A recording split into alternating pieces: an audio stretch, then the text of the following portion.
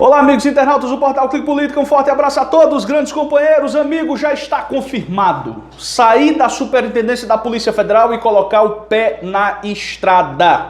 O ex-presidente Luiz Inácio Lula da Silva tem dito a aliados que, na hipótese de deixar a prisão já agora, pretende rodar o Brasil e assumir o papel que tem chamado, abre aspas, de fio condutor da pacificação nacional, informa a jornalista Thaís Arbex em reportagem publicada na Folha de São Paulo. Abre aspas aqui para os senhores. A expectativa pela liberdade ocorre no momento em que o Supremo Tribunal Federal inicia o julgamento sobre a constitucionalidade da prisão de condenados em segunda instância. E a segunda turma da Corte se prepara para retomar a discussão sobre a alegada suspeição do ex-juiz Sérgio Moro, que pode levar à anulação da condenação do petista no caso do triplex do Guarujá. Em conversas recentes na sede da Superintendência da Polícia Federal em Curitiba, Lula tem adotado o discurso de que é preciso trabalhar pela unidade nacional e dar um basta ao clima de beligerância que se acentuou no país desde a eleição de 2018, aponta ainda a reportagem.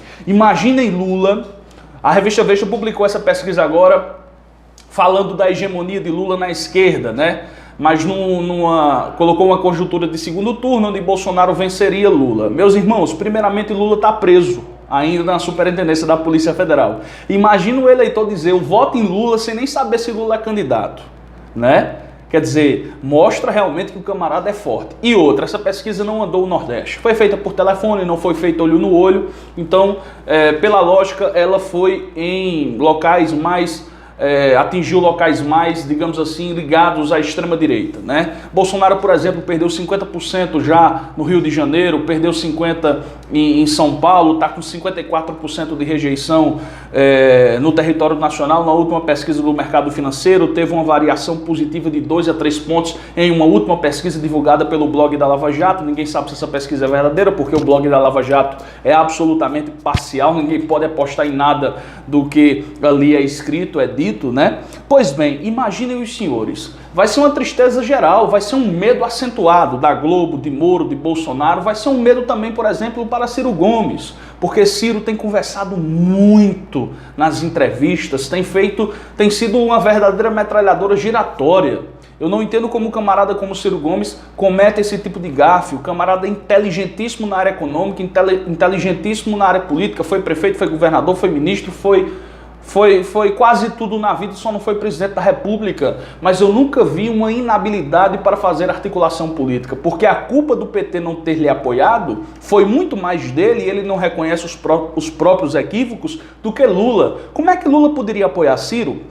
Senhores, coloquem a cabeça para funcionar, até vocês que são simpáticos ao Ciro Gomes. Como é que Lula poderia apoiar Ciro se Ciro detonava Lula na Jovem Pan, na Rádio Bandeirantes? Eu vi no programa do Datena, o Ciro meteu o cacete no Lula, né? Aí quando ia dar entrevista no Nordeste, aliviava, quando ia para São Paulo, detonava. Quer dizer, dependendo da conveniência, dependendo do lugar, dependendo do local, ele fala coisas variadas, diferentes. Aí Lula fica numa situação complicada. Como é que eu vou apoiar um camarada desse que vive a me esculhambar? Eu acho que ninguém faria isso. Então Ciro tem que entender, eu sei que Ciro está magoado, mas ele tem que entender que eu acho que a culpa foi muito mais dele, das declarações que ele dava de maneira repetitiva contra Lula, e Lula foi muito paciente e aguentou muita coisa, do que Lula lá da cadeia articulando juntamente com seu partido para lançar sua candidatura.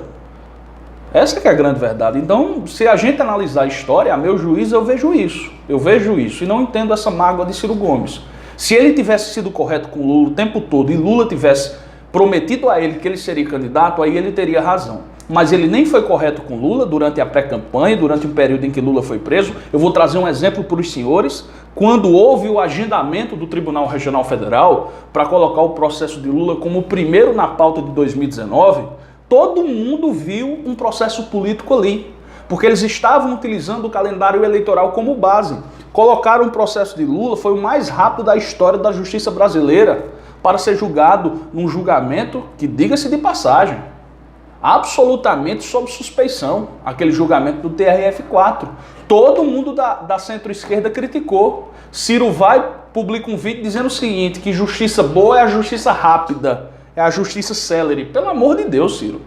Quer dizer, no momento ali de furacão, de turbilhão, Você dá uma declaração como essa, dizer que o TRF4 tinha razão em colocar Lula, o caso de Lula, sendo o primeiro julgamento da pauta, sendo que, historicamente, o tribunal passava mais ou menos um ano e meio para julgar decisões do partidário de Curitiba, né? Algo assim que você também tem que rever suas atitudes para depois, por exemplo, eu vou citar um outro exemplo para os senhores rapidinho aqui, só para voltar para a caravana de Lula. Eu vi um debate que Ciro teve com a deputada federal Maria do Rosário, não sei se foi em Pernambuco. Ciro prestou uma entrevista na Jovem Pan, né? Ele disse que receberia a turma do Sérgio Moro na bala.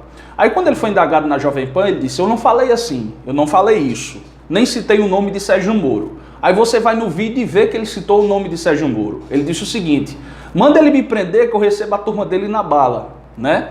Quando ele diz na Jovem Pan que não disse o que disse, aí no debate lá de Maria do Rosário, eu estava assistindo ontem, faz tempo esse debate, que eu gosto sempre de ficar pesquisando. Aí ele olhou para Maria do Rosário, ele estava atacando Lula, aí ele olhou para Maria do Rosário e disse, olha, quando Lula foi naquela condução coercitiva, quando eu disse que se fosse comigo eu recebia o pessoal dele na bala, fui eu. Quer dizer, ele já estava já com outro discurso, admitindo que disse o que de fato disse, né? Então, se ele tivesse uma postura única de dizer uma coisa e sustentar essa tese que ele defendeu a qualquer público, a qualquer interlocutor, aí eu diria, o camarada tem coerência. Mas existem muitas falhas no comportamento de Ciro Gomes. Repito, respeito ele, eu achei ele um camarada inteligentíssimo. Uma pena para o grupo de centro-esquerda a gente ter um grande quadro, mas um quadro que, se fosse numa guerra, seria aquele soldado que matava os inimigos, né, que abatia os inimigos e ao mesmo tempo abatia os seus próprios companheiros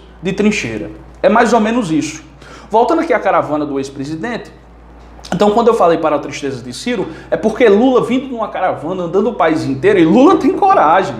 Lula tem coragem de olhar na cara do olho do povo, no olho do povo brasileiro. Olhar no olho, conversar, dialogar, debater, se reunir com o governador, com o deputado, com o senador. Lula é um camarada trabalhador, corajoso.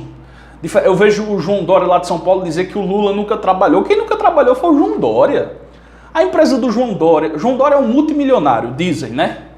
Eu quero saber quantos empregos ele gera, qual é o serviço que ele presta, eu queria saber, né? Porque, por exemplo, o camarada quando quando é um grande empresário, ele gera emprego, ele tem grandes empresas, o camarada sabe o que ele faz, ele gera emprego, renda, enfim. Mas eu não vejo o Dória fazer isso. Então, João trabalhador, de onde? De quê? Não entendo, né? Então, meus amigos, as caravanas de Lula serão importantes para a mudança do cenário político eleitoral, por isso que o partidário está se tremendo. O Moro está se tremendo assim, ó, feito vara verde. Ele não enfrenta Lula no debate, não. Ele enfrenta Lula, ele sendo juiz, e Lula réu. Porque ali ele está numa posição privilegiada, não pode ser contestado. Vá para uma palestra, vamos debater numa universidade, ele não debate. Amigos, Lula vem aí e vamos à luta. Ela só está começando. Forte abraço a todos e a luta continua.